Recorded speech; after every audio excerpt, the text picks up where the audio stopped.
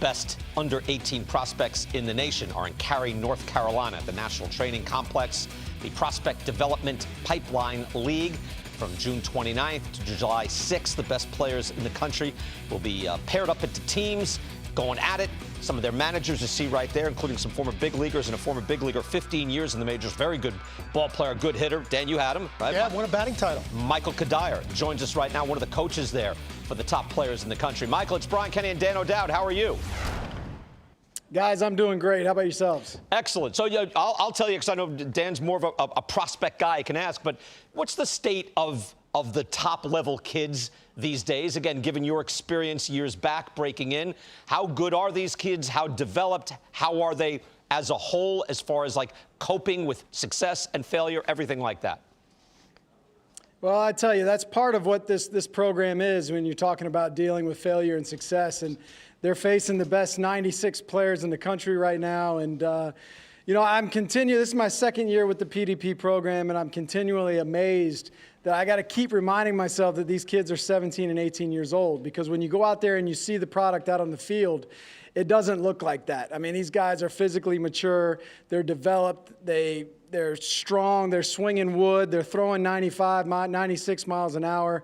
But you got to remind yourself, because not everything is polished, obviously. You expect it to be just because of the physicality. But that's kind of what this program is for, is to kind of let them know what they're about to enter into coming into their senior year of high school.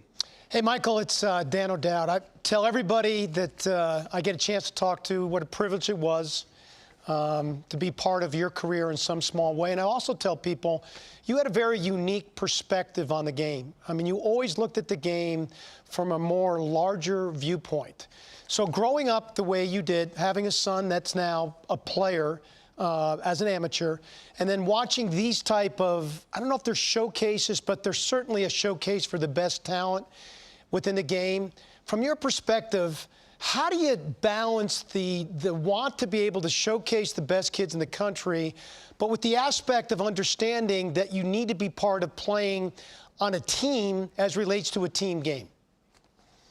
Right. Well, Dan, I appreciate that, and obviously was honored to play for the Rockies with you as well. And, yeah, I mean, and that's the balance, right? And I know my son's 14 years old, and we're trying to work our way through that balance as well. You know, there is a process, and obviously the showcase is part of it, so these kids can go out there and showcase their physicality, showcase their skills.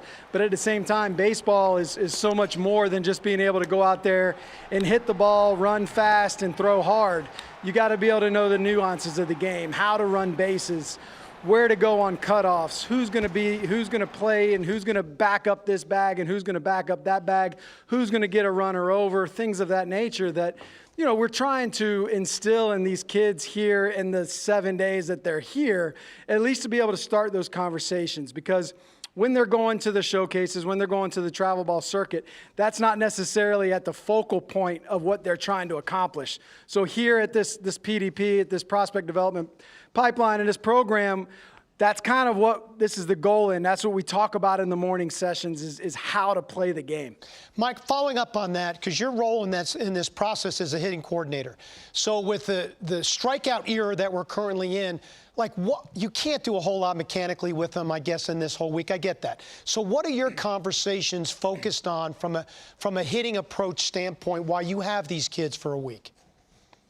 Well, it's a lot about approach. You know, even when I was playing, you know, my rounds of BP, I would start, and my first round was 5 to the oppo gap. So we incorporated that in BP. My next round was situational batting practice, hit and runs, get them over, get them in. We've incorporated that as well. And as you see these guys go through those stations and those situations, they haven't really practiced that. They've never really had to do that. You know, typically in the showcase circuit, you get in the cage, you take some swings, you move on, you go out and you play your game, and you let your skills shine. So those are some of the things that we talk about. A lot of the conversations are about approach.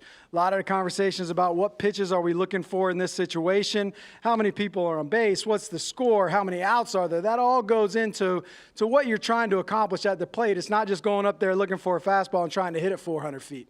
Are kids different these days, Michael? I wouldn't say they're different. I think, you know, with the way that the showcase is, they're they're more apt to traveling. I think they're ready for the pro lifestyle a little quicker, I think, just because for summers the last 2 or 3 years, they've basically been living out of hotels and have been traveling. But I think in one respect that, like we just talked about, approach, base running, things like that, are the areas that need to be hit on and developed a little more. Interesting. Right. The top kids are, we talk about it a lot, the tools are, the best we've ever seen. Awareness might not be. But again, these kids are much more used to traveling and everything. Michael, it's great to see you. You retired way too early. You were still so good. I always said, well, what is he doing leaving? You could be playing now. Michael, enjoy your time down there, and it's a pleasure speaking with you. I appreciate it, guys. Always a pleasure.